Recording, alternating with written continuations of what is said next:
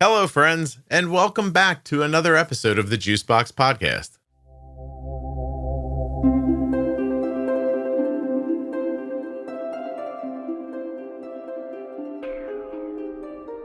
Today's guest is Jordan Wagner, a nurse, a diabetes educator, and a person living with type 1 diabetes. And today, Jordan and I are going to talk about getting you ready for your pump or CGM training so that you can get the most out of it and get started on the right foot. If this is your first time listening to the Juicebox Podcast and you'd like to hear more, download Apple Podcasts or Spotify, really any audio app at all. Look for the Juicebox Podcast and follow or subscribe. We put out new content every day that you'll enjoy. Want to learn more about your diabetes management?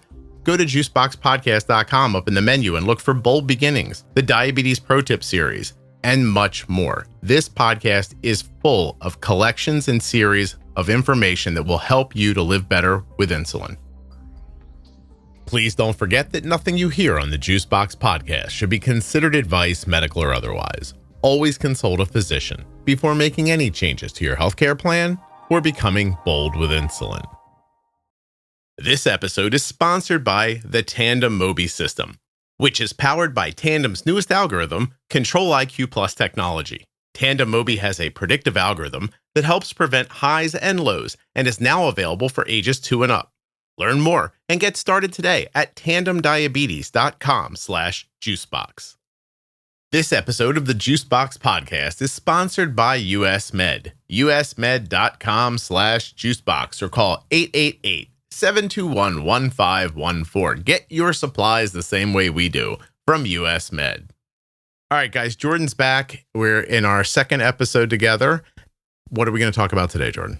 Yeah, so I wanted to kind of touch on a couple things here, but the big topic is just going to be getting an insulin pump, how to be successful for the training, leading up to the training, looking at the CGMs that are compatible and being used with these pumps, and then realizing that sometimes there can be inaccuracy in CGMs and really how to address those inaccuracies, what could cause those inaccuracies.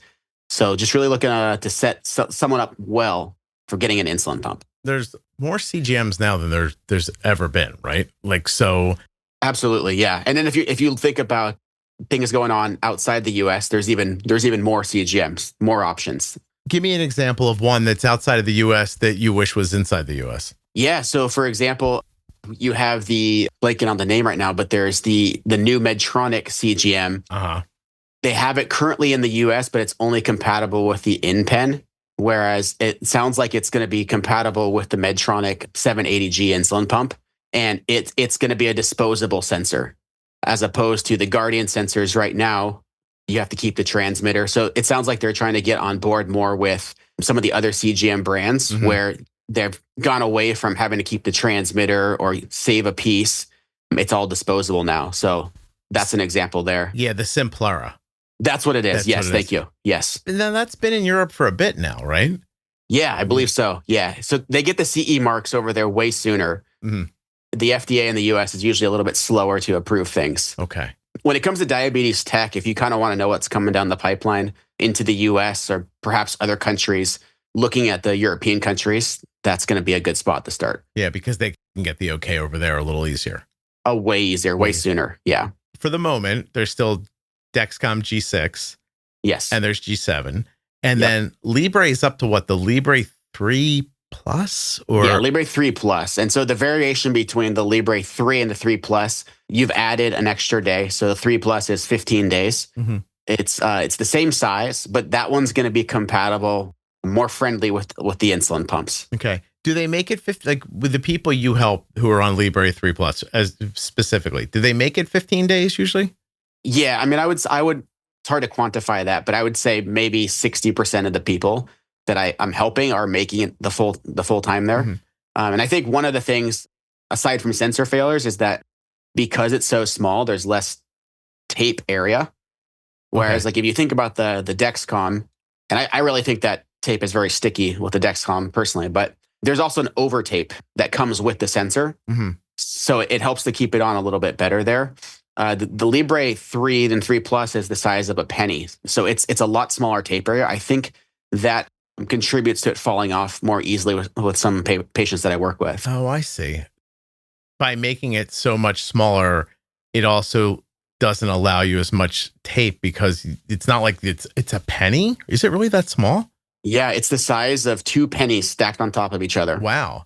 But then the area around it with the adhesive is not as much, and you think it's coming off because of that, maybe. I think that's one of the reasons too. Yeah.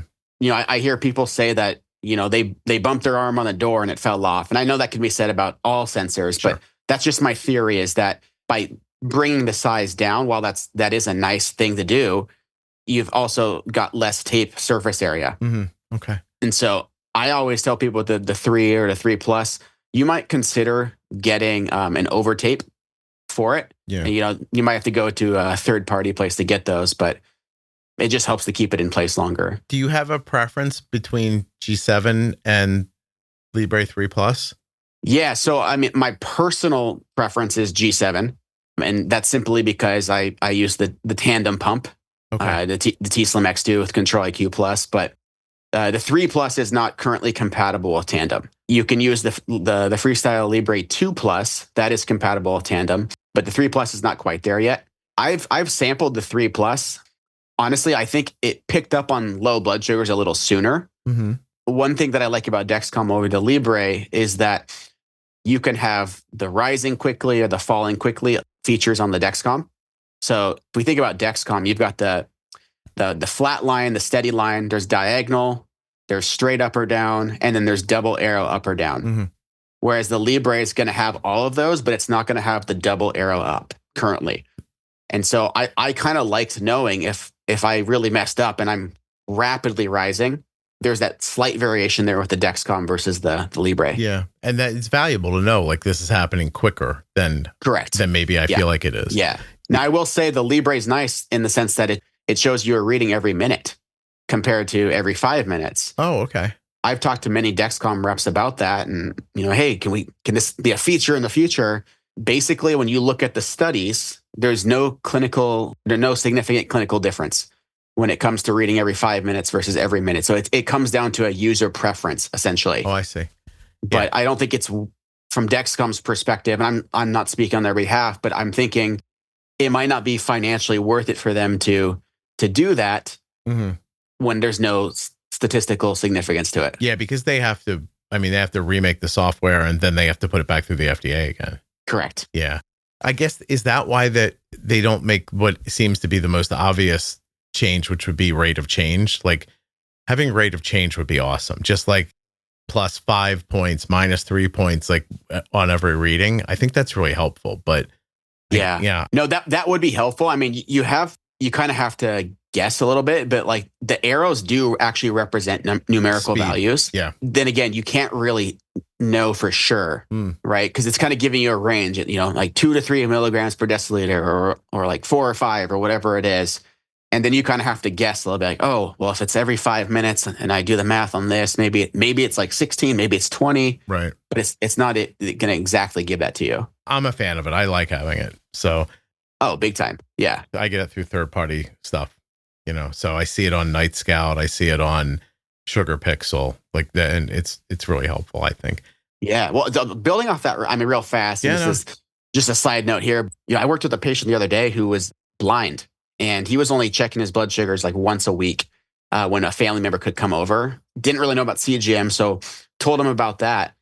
But like, I thought with Dexcom, it'd be so cool if they had a feature that it audibly told you your blood sugar like every 15 minutes or every 30 minutes, whatever you programmed for it. I mean, I know they have the Siri feature where you can you could say like, hey Siri, what's my glucose at, or whatever you programmed it, and it'll tell you. But to have the option where it automatically tells you for people who are blind, I thought that'd be such a cool feature to have in the future. I think that generally speaking, disabled people and elderly people are widely ignored by all of our devices. Yeah, that's for sure. Yeah. I mean, listen, I'm not running the company, and I can almost hear their arguments in my head against, you want me to make a giant screen with numbers? Nobody else wants that. Like, in my mind, I think like you just have to make space for that in your business plan, because these are people who have likely been customers of yours, patients, for their whole life. And then for them to enjoy this this stuff and then get to a certain level where then all of a sudden it's like, well, I guess I don't get this anymore. You know, I don't like it. I don't like giving people something like that and taking it away from them at some point, whether you're taking it from them or they can't use it, it's just one way or the other. Right. Yeah. It would be nice if it was paid more attention to. The other, what's the other? The Guardian 4 is the one that's working in the US now for Medtronic. Yeah. So you got the Guardian 4, and that's nice because you don't have to calibrate the sensor like some of their previous models did. You know, and the accuracy of it has gone up a lot there. So when you're looking at CGM accuracy, you want to look at something called the MARD value. Okay. And that stands for mean absolute relative difference. The easiest way to understand that is to basically think, what is my glucose level in the blood right now? And how close can we get that on a device? So we want to be as accurate as possible. So when you're looking at a MARD value, you want that number to be as low as possible. The lower the number, the more accurate the sensor is. Okay. And so, you know, Medtronic sensor has improved drastically over the years. So have, you know, the Libre and the Dexcom sensors. But yeah, you want to be looking at that there. And so like the Guardian 4 has improved a lot in their values there. So it's a much more reliable sensor now. Do you have any patients using the Eversense CGM? You know, I actually don't. Not yet. Yeah. Okay. That's not as commonly seen. That's for sure. You know, I know Nico, sure she wouldn't mind. She's been posting all about it, but she's on the Eversense now. Had a chance to have coffee with her and Ryan not that long ago, and really interesting to hear about that. Yeah. So I'm really curious to hear about her experiences more with it. I am too. Genuinely am, because I mean, obviously there's, a lot of these companies are sponsors. So, but you know, Eversense is a sponsor, and I feel like my job is just to let people know about it because it's so new, you know, and it's different. It just is. Like at this point, you know, there's 3 CGMs that go on the way they go on, and then there's one that's inserted like Eversense, and you know, you're going to wait to see if the public adopts the idea and goes with it or not. I can see that. I'm thinking of John right now. I don't want to use his full name, who's using it, and I see him in the group talking about all the time that he loves it. And like, I just he's going out of his way to tell people that how much he's enjoying it. So, yeah. And I think that's great. Like, just the sharing of information, like, you know, my job as a diabetes educator is not to tell you what to do. It's to share the information, and you get to take it and decide what you want to do with it. And so, like you said, I'm a big advocate for sharing about your own personal diabetes journeys with people or within the podcast group there, just so other people can see it. Because it could just be a simple post that literally changes someone's life. And you go, maybe I should try this or do this differently. Right. So tell me this just your opinion, obviously, but any one of these 4 CGMs, if you had a shot at having one and you couldn't have any of the others, you're not losing, right? There's not one of them that you're just like, oh, I can't believe this is the one I got. Like, these are all like life-changing devices. Am I right? Absolutely right. Yeah, yes. Okay.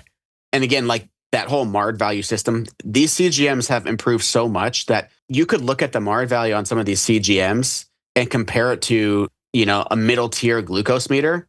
And it's actually going to be a higher MARD value on the CGM than it would be the actual glucose meter. Meaning that the CGM could literally be more accurate than actually poking your finger. Yeah.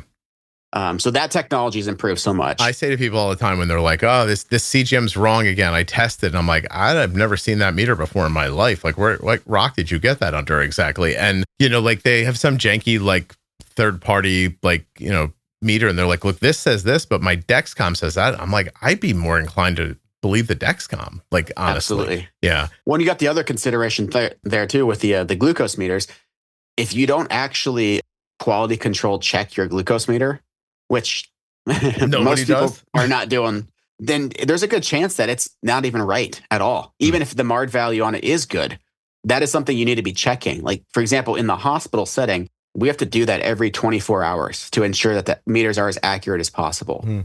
So, and nobody's doing that at home. Like, meters all used to come with that. Yes. But they don't even come with it anymore, do they? This episode is sponsored by Tandem Diabetes Care. And today I'm going to tell you about Tandem's newest pump and algorithm. The Tandem Mobi system with Control-IQ Plus technology features auto bolus, which can cover missed meal boluses and help prevent hyperglycemia.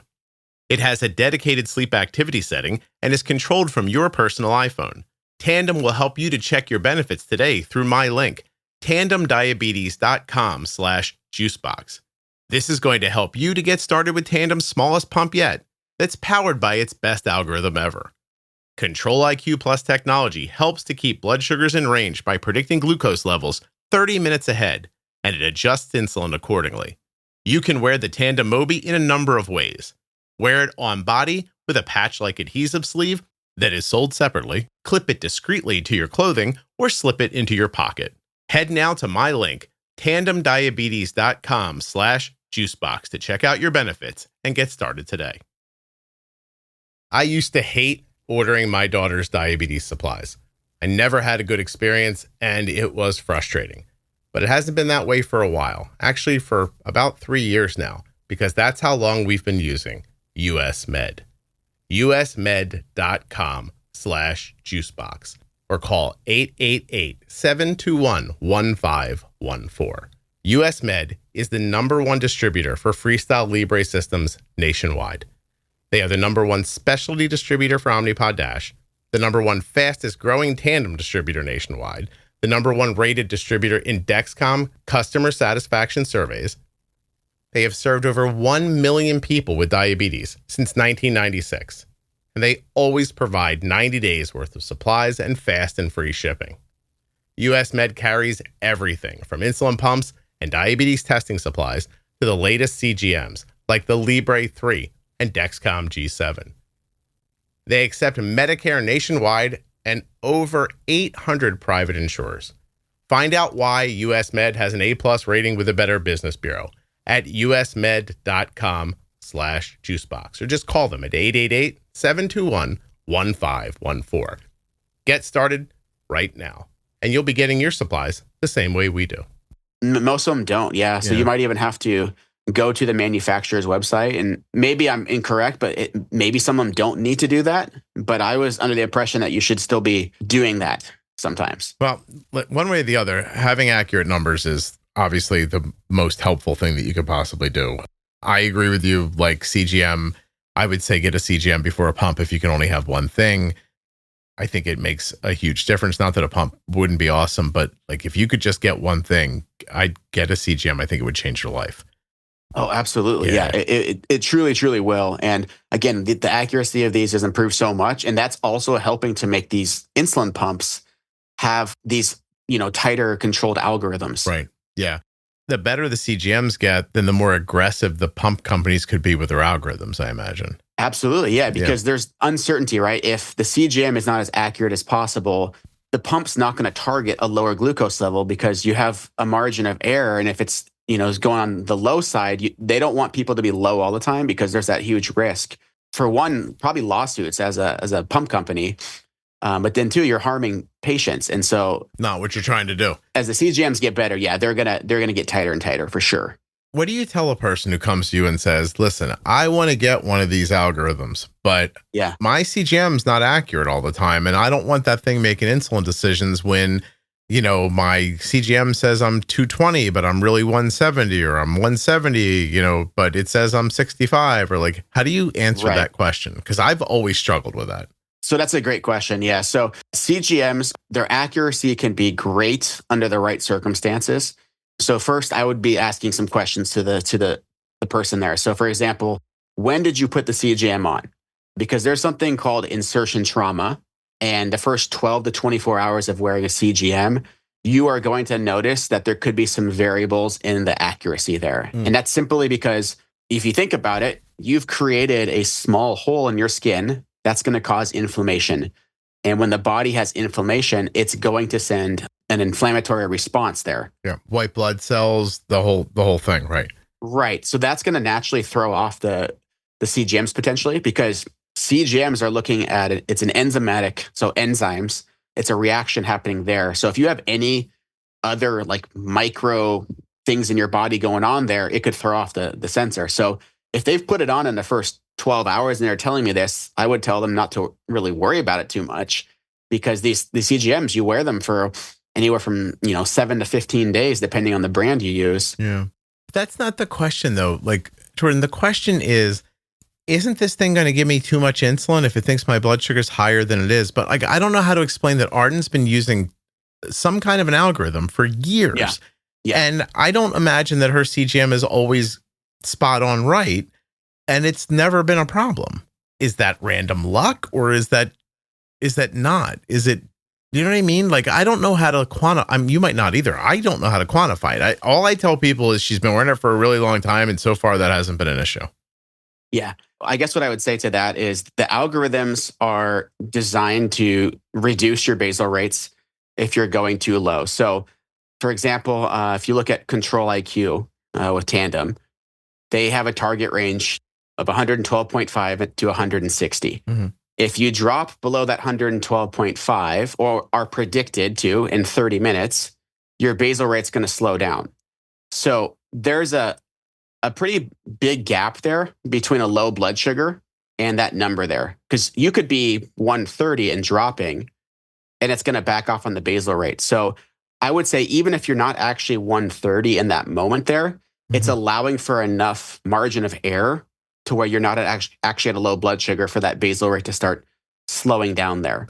What about if my blood sugar is 300 on the CGM, but it's really, I don't know, 180 and it's bolusing and then the number doesn't move? I would describe Arden's experience with Dexcom as really good and even lucky to some point. Like, she wears them right out to like the 10 days plus 12 hours. She very infrequently gets one that just goes haywire. Yeah. And it's a thing I'm going to ask you about, which is like personal body chemistry in a second. But like, so I'm saying, okay, like it works really well for her. And I've still seen times when it tells me her blood sugar is 100 points higher than it really is. Right. And the algorithm is bolusing during that. But yet I'm not here also telling you that she got super low afterwards. But we also, I might be talking myself out of this. I also know how to look at that CGM and say something's not right.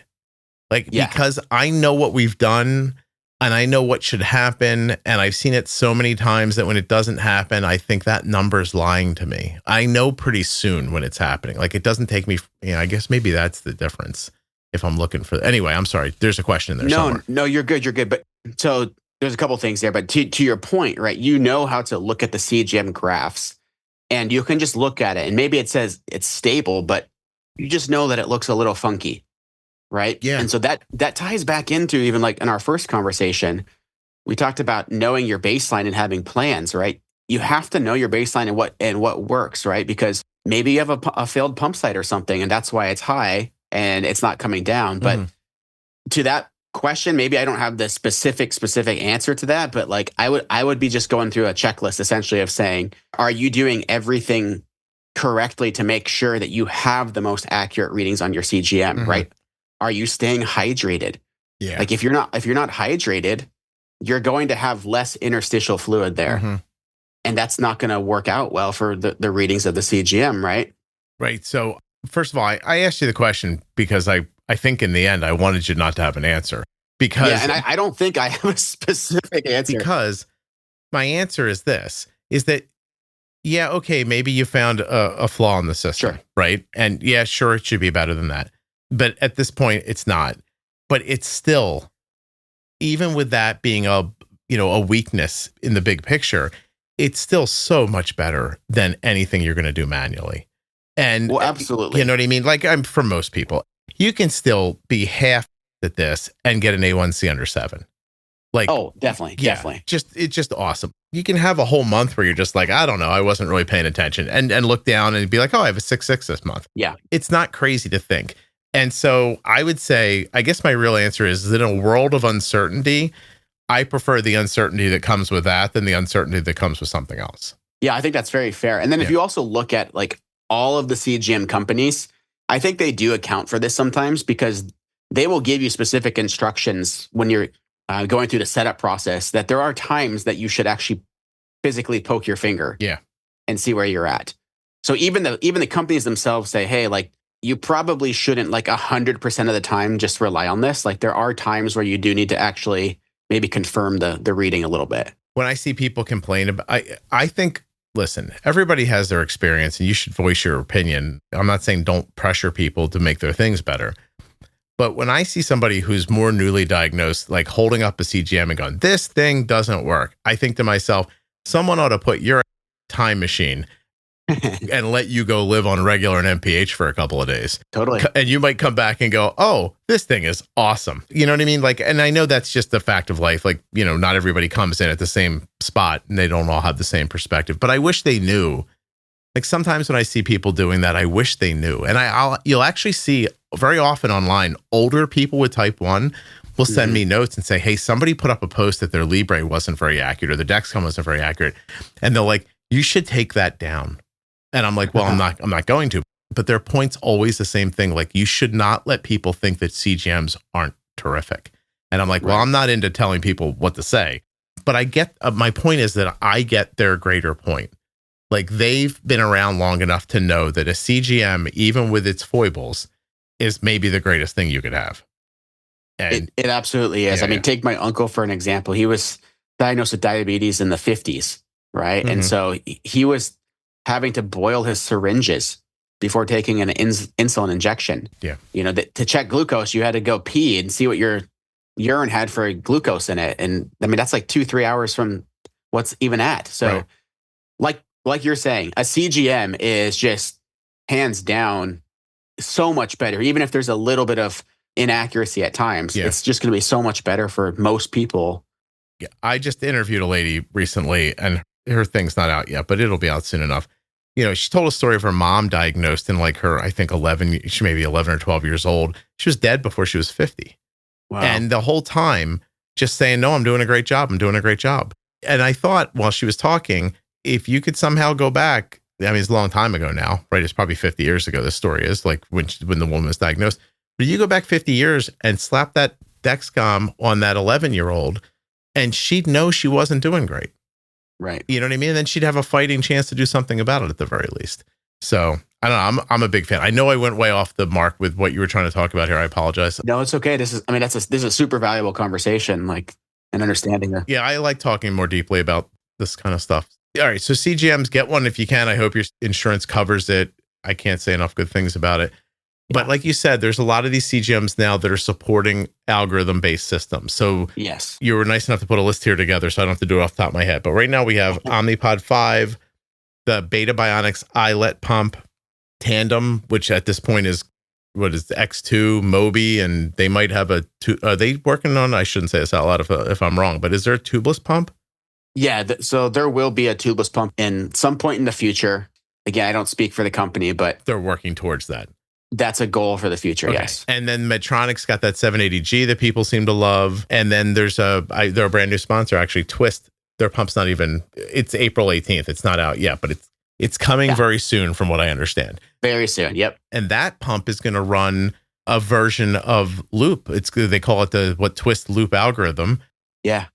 And that's going to be a version of Loop. So you've got a version of Loop. You've got Omnipod 5. You've got Beta Bionics, which says, just tell me your meal's going to be average, smaller than average, larger than average, breakfast, lunch, or dinner. Yep. The 780G, which I started hearing about 2 years ago from people in Europe who were telling me that it was awesome. Mm-hmm. Which they don't use the 780G in Europe, but it's the same pump with a different number on it. And I mean, Omnipod 5, which has been chugging along for a while now, and people seem to love the Control IQ, and now they just upgraded it to Control IQ Plus. Yeah. These pumps all need your CGM data to work with. Can I ask you, my first question is, do you have any idea like what the backroom scuttlebutt is? Like, how come some companies are like, hey, ours works with this one, but not that one, or that one, but not this one? Like, how does that happen? Like, how can you bring to market, like, oh, it works with Libre, but it doesn't work with Dexcom. It works with Dexcom. It doesn't work with Libre. Like, do you know how that happens? I don't know exactly how that happens. I know it's frustrating. It's frustrating. It's obviously a business negotiation thing. I don't know exactly, but there's also, Good. You can say what you want to say, but I just don't understand if somebody's like, no, it's okay, we don't want to work with yours. I'm like, I don't like, or they can't, I don't know. Like, I guess I don't understand the back room of it, but it's frustrating for somebody to say like either, oh, I really want to try that pump, but I don't, I use this one, not that one.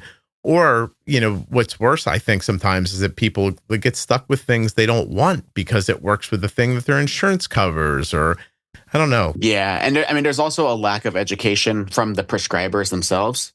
How so? Well, it would be awesome if all the prescribers actually knew in depth about some of these insulin pumps. Yeah.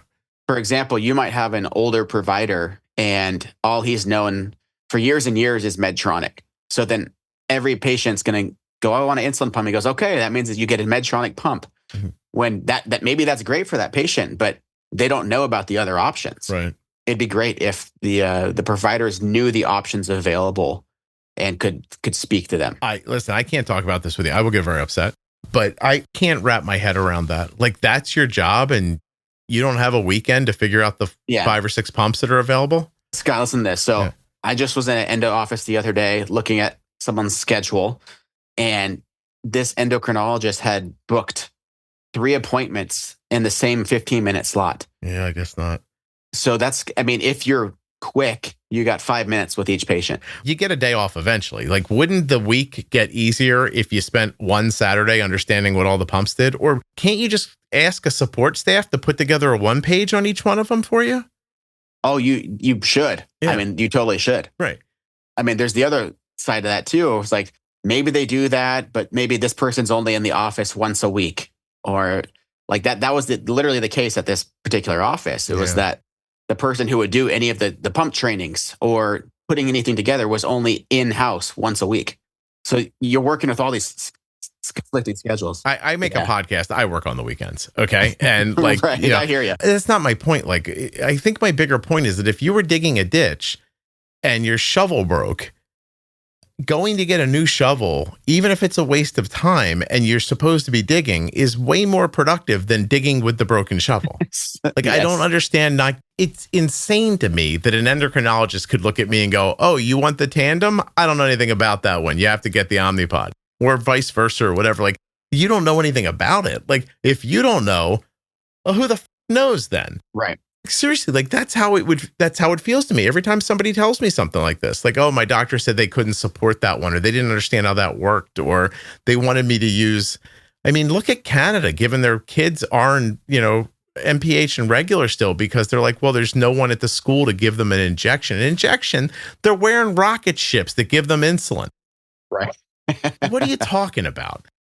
Yeah, no, I wholeheartedly agree with you. Like, but anyways, I mean, going into a pump training, like, if you want to be successful, do your homework, right? Because as we just discussed here, the provider might not know everything about the pumps. So it would serve you well to do your homework, research different pumps, look at their websites, figure out which one you're thinking about, because maybe that takes you to go into the office and say, hey, I want Tandem, or, oh, I want Omnipod. Mm-hmm. So just research it beforehand so that you're not stuck in a position where you might not have what you want. Let me ask you something. Do you have a one sheet for each pump? I do have a little one that I created for like hospital use. Yeah. Mm-hmm. Mm-hmm. Would you want to share it with a guy who makes a podcast to put on his website? Sure. No problem. Okay. Thank you. All right. I'll do it if nobody else is going to do it. Yeah. I just, like, for the life of me, you know what I mean? Like, listen, I have a ton of compassion for doctors. I know how hard their job is. Listen, I've been through it 16 different ways. I know all the problems, right?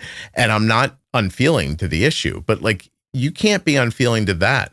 The people are coming to you, like, whether it's fair or not, you're what's between them and success. Absolutely. Yeah. You're supposed to be the expert. So, like, in my mind, like what you're saying, there's no excuse for a provider to, especially an endocrinologist, to not know about the pumps. Yeah. All right. So this is your wheelhouse. So tell me what the keys to pump training success are.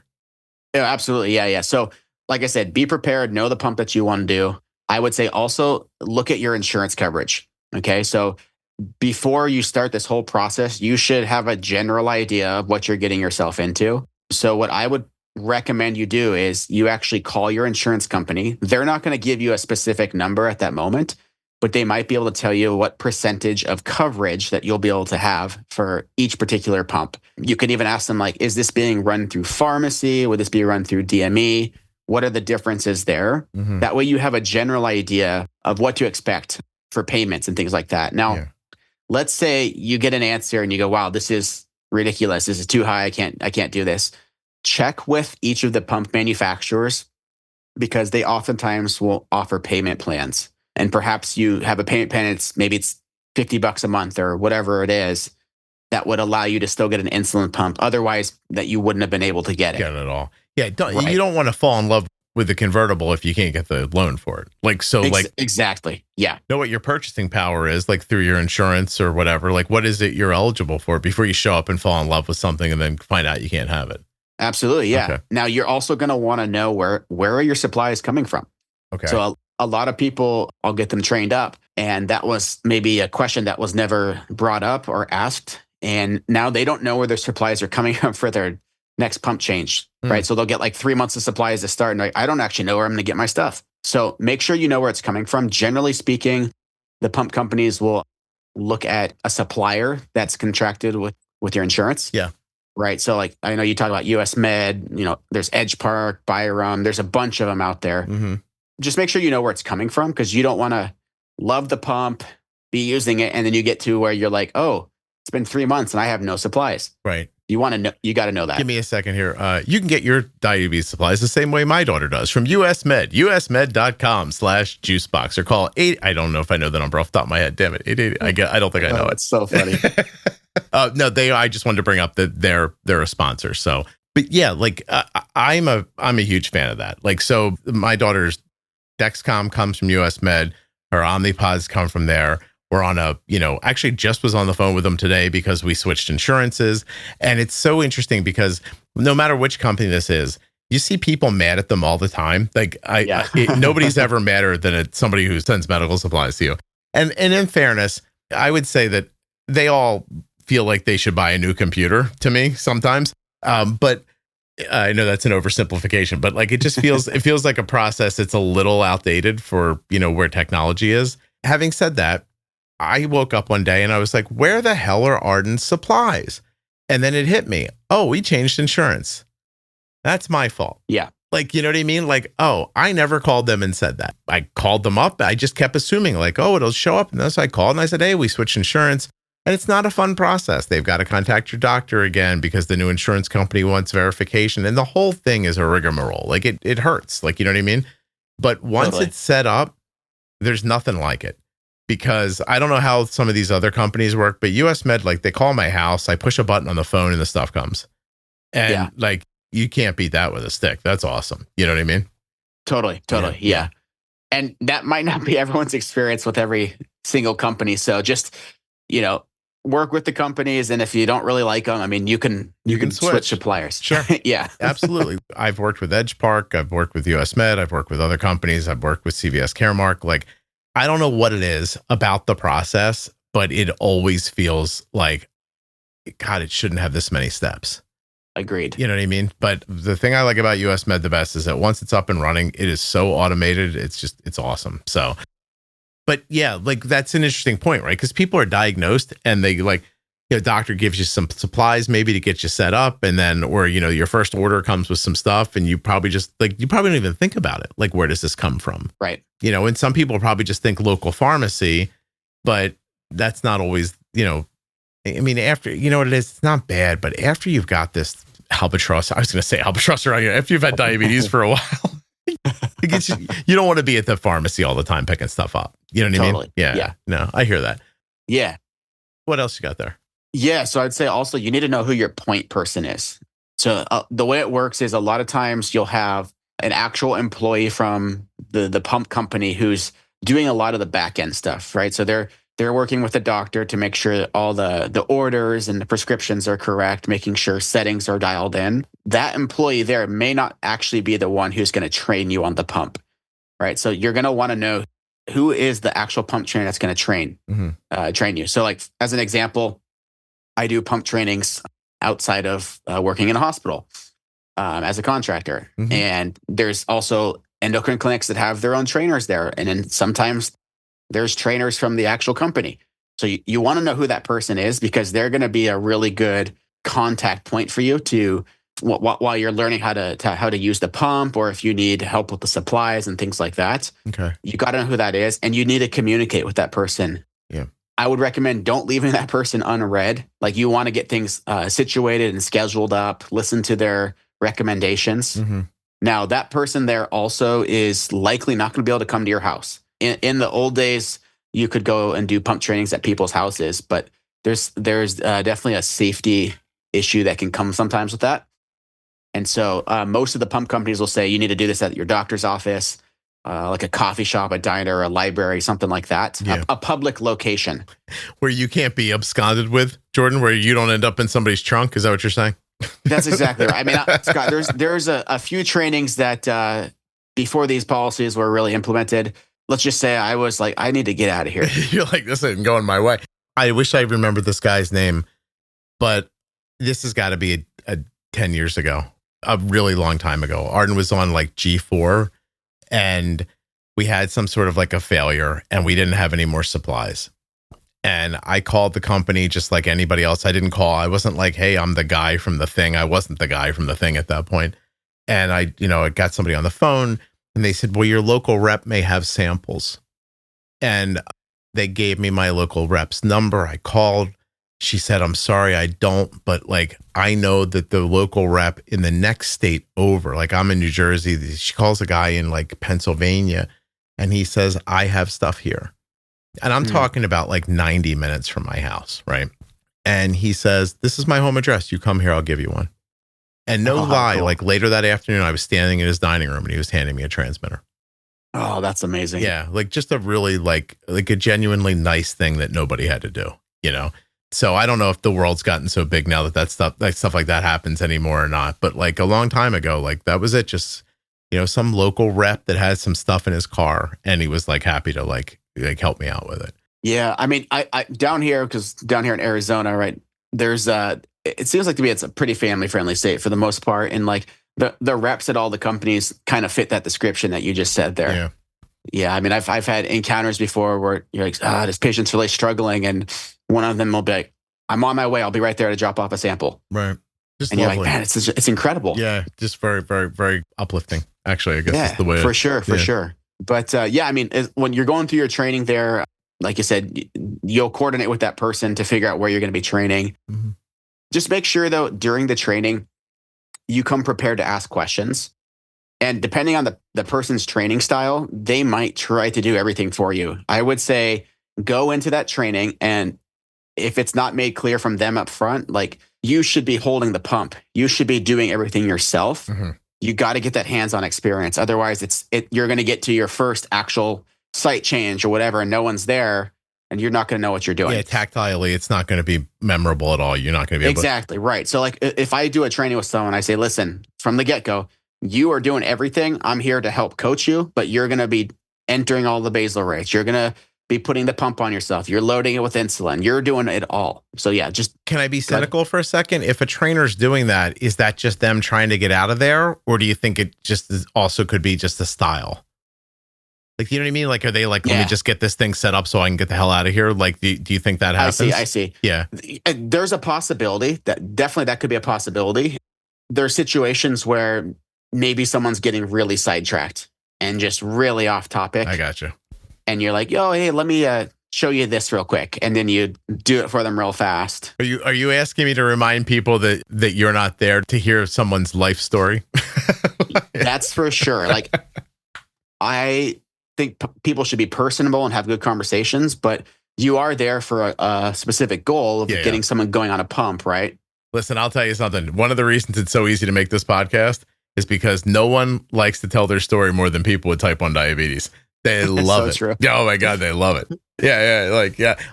If I go speak at something and I try to walk across the room, I got to put my head down and put a bag over my head if I want to make it to the other side. Because everyone who stops you is like, hey, first of all, it's lovely. Like, don't get me wrong. But like at some point they settle in, and if they feel like you're not moving still, boom, here's my diagnosis story. They start at A at the beginning, and you're like, oh no, I gotta go. I know. Yeah, you don't want to sit there being rude or anything, but oh man. And worse for me, Jordan, and you know it, like I'm really interested. So I'm like, oh no kidding. And before I know it, I'm making a podcast for them and me. You know what I mean? Right. like no, hey, listen, if no one else can hear this, can we record this at least? I think it's nice actually that people are, I think it's a community thing. Like once you get in front of somebody who understands, like you're like, well, this is my chance to like open up about this to a person who's not going to look back at me blankly. Yeah, totally. I get it. Like it's awesome, but the trainer's got to go. They got a half an hour and they got a lunch break too, and like they got to keep moving and get to the next person. Yeah. And again, this depending on the person, but I usually allow for up to 2 hours for. Well, you're what they call a mensch. That's nice. Yeah, so that usually is plenty of time. Like most of the pumps, you can get trained up in about an hour or so, give or take. And then that leaves about an hour to, have some friendly conversation or ask questions and things like that. You have a list here of things to be prepared for. Can I read the list? Yeah. Go ahead and read the list. Because I'm amused. The pump. Have you shown up at trainings where the pump wasn't there? Absolutely. Okay. The charger. Have you shown up at locations where the pump's not charged? Yes. Gotcha. People who don't have their infusion sets or their pods with them. Yes. They brought the pump, but not insulin. Correct. They have the pump, but they don't have their CGM. Yep. Okay. They don't have the transmitter for the G6, but they have the sensor. Yes. So now here's one I'm interested in. Now I know professionally, I think you have to say what you want to say, but I have other thoughts. Alcohol swabs. If you want to use them, you put it there. Okay. Yes. All right. Yes. You're not carrying alcohol swabs with you for them. Not at all. Gotcha. And then, and this is a great tip, like bring a notebook so you can write stuff down. Yes. Yeah. Yes. Okay. So everything on that list, that's all coming from experience. I've been doing pump trainings going on about 5 years now professionally.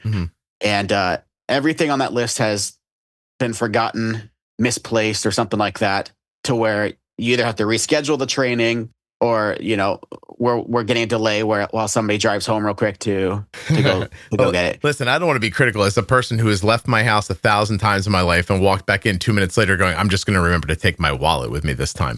Exactly. This list hit me like Jordan, when my wife and I rented our first apartment after we were married, we were sitting down to sign the contract on the apartment, and there was like this highlighted, like something on the page had like highlighter through it. So it drew your eye to it, and it said, no swimming in the pool with open wounds.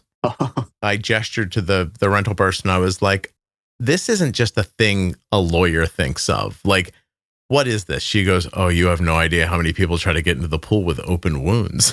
I was like, oh, that's a problem. Yeah. She goes, it's a massive problem. And I was like, oh, okay. That your list reminded me of that. I'm like, that's not just things people write down, because why would you have to remind people to bring a pump to their pump training? But yeah, yeah. I can't tell you how many times they're like, oh, I thought this was just an educational session. It is about the pump. Where's it at? Yeah, right.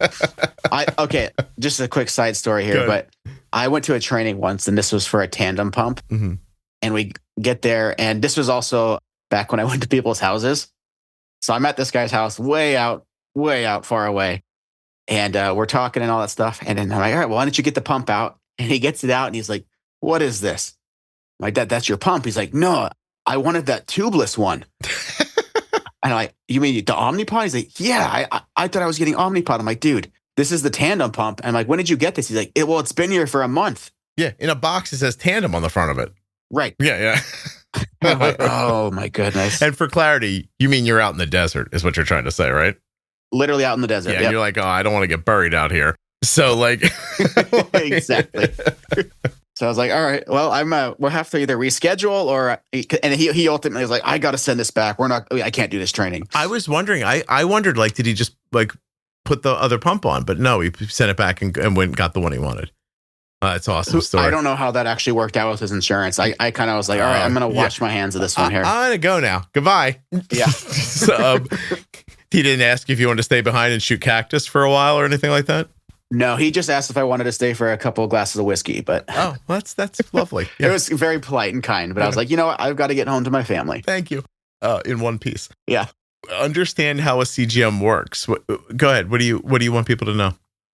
Yeah, so just understanding, similar to like what we touched on a little bit up there earlier, but like, for example, CGMs do not read blood glucose. They read interstitial glucose. And so if you're not aware of the difference, interstitial glucose is really the glucose just outside of the blood. So think about getting to that open wound discussion we had. If you scrape your knee and you clean off the blood and then it's kind of oozing a clear fluid, that is interstitial fluid. And that fluid there contains glucose in it. It's going kind of back and forth a little bit through osmosis. Yeah. So anyways, it's just glucose outside the blood. Easy way to think about it. Right. But because it's measuring that, the changes of your actual glucose levels that are going to impact you are happening inside the blood. There can be a slight delay in that interstitial glucose there. Yeah. So as an example, let's say you look down at your CGM, it says that you are 150 with 2 arrows up. there's a good chance by that point there, maybe you're like 170 actually, if you pull out a glucose meter, a reliable glucose meter and checked, because the CGM is going to lag behind when there's these rapid changes. So you just got to be aware of that, right? Yeah. That's all I meant by that. Okay. I've tried to impress upon people forever. And sometimes I feel weird about it. I'm not going to lie. Like, because like Eversense, Dexcom, they're sponsors, right? And then I see somebody online, they're like, this thing doesn't work and blah, blah, blah. And I'm like, and you want to say like, are you hydrated? Like, is it this? Is it that? Like, I'm always afraid people are going to be like, he's over here apologizing for them. The fact that people aren't wowed that a little tiny wire gets inserted under their skin and then they know what their blood sugar is, which direction it's moving and how fast it's going that direction. Yeah. I don't know how you're not wowed by that constantly, but okay.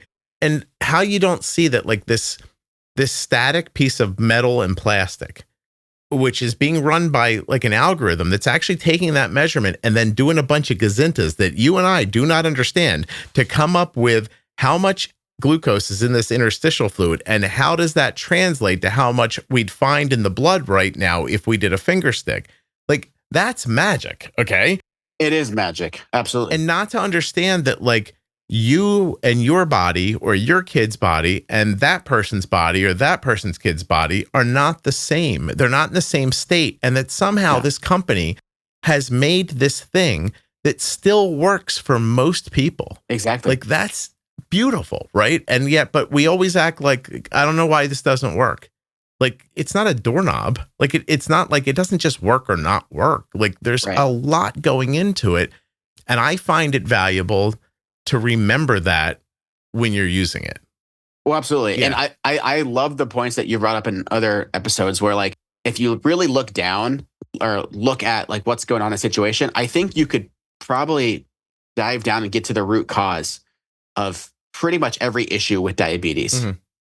It just seems like it's a mystery to some people, but if you actually took the time and looked into it, you'd find out like, oh, that's why this happened, right? And so you can look at a CGM also, and like you brought up the individual biochemistries of people, right? And so like think about it, like you could be taking even different medications than someone else, and that could play a role into the CGM readings there. So it's not that the CGM itself is not working. It just could be a different situation going on in that person's body. Again, it's a piece of plastic and metal and algorithm that in 2025 is talking to a human body and coming back with this information. It's pretty awesome. And it's not going to be perfect for everybody. Like, the same idea with the adhesive. Like, one person will say to you, this thing falls off all the time. And the next person will tell you, like, I can't get the damn thing off of me. Right. Why don't they make it this stronger, weaker, better? Because they're trying to make it work for as many people as possible. Right. Not specifically for you. So like if you have greasy skin and it falls off a lot, then you're a person who's like, I wish they'd make this stuff stickier. So they make it stickier and people go, I can't get this thing off. Right. People with dry skin are like, and then, or like, listen, there's few things that break my heart, like medical adhesive rashes. Yeah. Like it breaks my heart to think that like you're already in this situation. You already need to wear this thing. And like, oh my God, now this is happening. You know what I mean? Like, and I take people's points like, well, why don't they make a hypoallergenic one? The one that like this, the one like that. I'm like, because if they started doing that, they'd have to make 7,000 of these things. And then like, I don't know how they could do that. You know what I mean? Or how would you even figure out which one's for you? You know what I mean? But at the same time, like, I'm not unfeeling to people who put it on and 4 days later, they're like, oh, this thing doesn't work already. Right. But at the same time, I'd like to be able to say to those people, could you drink a bunch of water and make sure it's working, first, like before you just announce that the thing doesn't work anymore. Right. Absolutely. Listen, it's tough for everybody, but like, this is what it is. Like, this is the best you have. So, understand what interstitial fluid is and how you can help to make sure that your CGM's working as best as possible. That's all. And we've absolutely put out episodes about it. So it's out there if you want to know. No, it's definitely out there. Yeah. I just, this is coming off the top of my head. I just forgot to mention this, but like back to where I talked about doing the research for the pumps, there's some things at your fingertips that you could do right now to look into pumps. There's simulator apps. Oh yeah. Yeah. Go ahead and take a look at the pumps. So go on the App Store, the Google Play Store, whatever, and, type in simulator for whatever pump that you want to try out. And there's a good chance you'll be able to try it out on your phone there, just getting a feel of what it would be like to push the buttons and all that. No kidding. Yeah. So there's some cool things. I'm telling you, as you're talking, I really feel like I'd like to reach out to every pump company and just say, like, look, give me a web page worth of information that you'd like people to have. And like, I'll put it on my website. Yeah. Yeah. You don't need to be an advertiser for that. Like, I mean, the truth is I haven't looked into it in a couple of years, but I get better traffic than the companies do. So Totally. like, yeah, my site does really well. Like, I'd be happy for that stuff to be there and to help somebody. I'm a one man show. Like, I can't, you know what I mean? Like, if I did everything that I was thinking of doing, I'd never get done. So I just prioritize stuff as best I can. Absolutely. Yeah. But I would love to do that. Like, I mean, yeah, I don't know. Like, hopefully you could get somebody to do it, but it's hard, man. It's difficult because you don't realize, like, you think like, oh, call the company. You're not calling the company. You're calling a person who works in, like, my connections are in like media or PR, and they don't work on the medical side. Like, you know what I mean? Like, so then they got to put you in touch with another person. And now I'm in touch with another person who doesn't know me anymore. I'm like, you know what you should do? You should give me your content to put on my website. And they're like, who are you? Because they don't know me. The PR people know me. I don't know. Like, it's hard to get things done, I guess, is my statement. Yeah. It is. And it's, like you said, you're a one-man show. So it that makes it harder too. Yeah, I'm out of time. Did we cover everything you wanted to cover? Yeah, we did. We did. And we had a nice conversation, I thought, too. Absolutely. Yeah. I'm all jacked up, Jordan. You're my third recording today. Man, yeah, you got to take a break after this or something. I'm shot out of a cannon. I'm running on adrenaline right now. But I really appreciate you doing this with me. It's been a lot of fun. You'll be back again, right? We're going to do more? Absolutely. Yeah. There's always topics there. Like I said in the previous one, like I want to at some point cover some things on nutrition. Yeah. There's lots of things to talk about. So I'll be back. Awesome. Excellent. All right. I'll talk to you soon. Sounds good.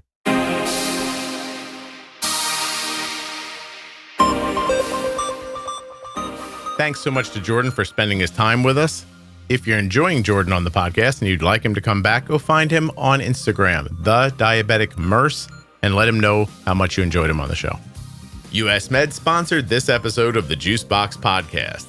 Check them out at usmed.com/juicebox or by calling 888-721-1514. Get your free benefits check and get started today with US Med. The podcast you just enjoyed was sponsored by Tandem Diabetes Care. Learn more about Tandem's newest automated insulin delivery system, Tandem Mobi with Control IQ Plus technology at tandemdiabetes.com/juicebox. There are links in the show notes and links at juiceboxpodcast.com. Thank you so much for listening. I'll be back very soon with another episode of the Juicebox Podcast. If you're not already subscribed or following the podcast in your favorite audio app like Spotify or Apple Podcasts, please do that now. Seriously, just to hit follow or subscribe will really help the show. If you go a little further in Apple Podcasts and set it up so that it downloads all new episodes, I'll be your best friend. And if you leave a 5-star review, I'll probably send you a Christmas card. Would you like a Christmas card? Check out my algorithm pumping series to help you make sense of automated insulin delivery systems like Omnipod 5, Loop, Medtronic 780G, twiist, Tandem Control IQ, and much more.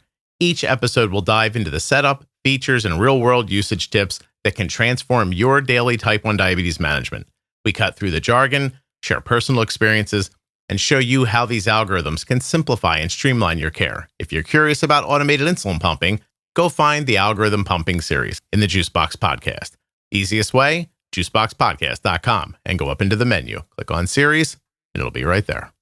Hey, what's up, everybody? If you've noticed that the podcast sounds better and you're thinking, like, how does that happen? What you're hearing is Rob at Wrong Way Recording doing his magic to these files.